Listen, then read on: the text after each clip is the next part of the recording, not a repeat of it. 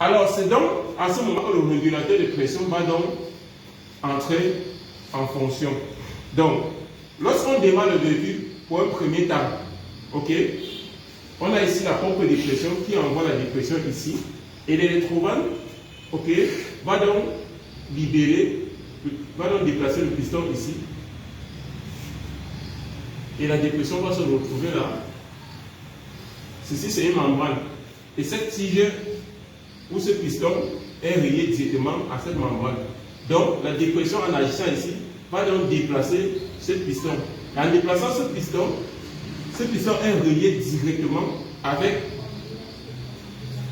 le mécanisme de volet de gaz qui représente le mécanisme de géométrie variable.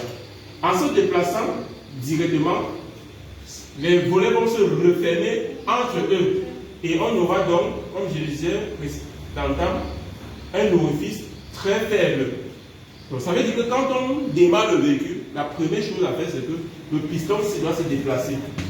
Si vous démarrez le véhicule et que le piston du régulateur ne se déplace pas, ça veut dire que le turbocompresseur n'est pas en train de travailler. Donc, c'est le régulateur qui active, qui met le turbocompresseur en mode activé. Parce que si le régulateur ne se déplace pas, ça veut dire tout simplement que le turbocompresseur n'est pas en mode activé.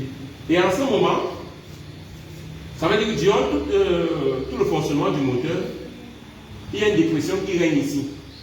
Alors, lorsque le turbocompresseur, comme je disais tantôt, a déjà aspiré de l'air en grande quantité pour refouler dans le moteur, il faut donc réguler, il faut faire chuter la pression. Pour faire chuter la pression, qu'est-ce qu'on va faire? Le module va venir envoyer un courant RDCO ici, qui va permettre le déplacement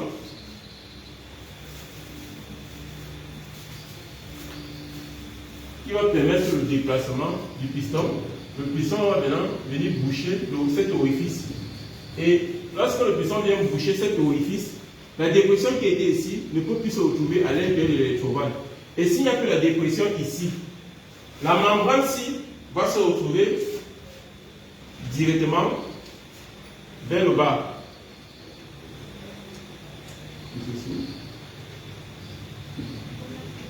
La membrane va se retrouver directement vers le bas et la tige va donc descendre.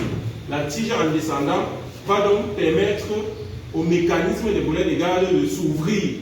Lorsque le mécanisme des volets de gaz s'ouvre, on a maintenant un débit faible.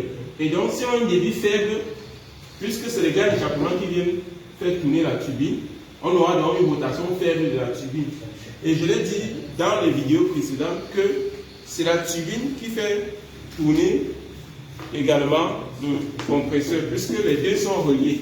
Donc, lorsque la turbine est en train de tourner, le compresseur tourne également, le compresseur aspire de l'air pour envoyer, pour refouler dans le moteur.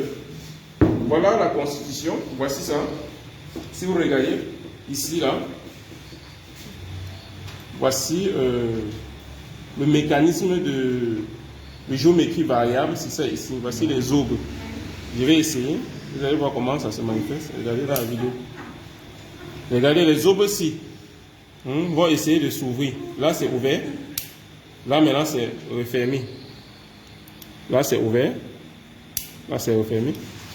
Quand ça s'ouvre comme ça, les gaz d'échappement qui viennent pénètrent. Et il y a un débit faible. Le débit faible va donc faire tourner la turbine qui va se placer ici. Parce que quand le gaz d'échappement vient, il vient frapper là. Et la turbine étant à l'intérieur va donc tourner à une faible pression. Maintenant, pour augmenter la pression, qu'est-ce qu'on va faire? On referme les volets ici, comme j'ai expliqué ici. On va refermer. Là, je referme. Les volets sont refermés. Maintenant, le gaz d'échappement, en venant ici, va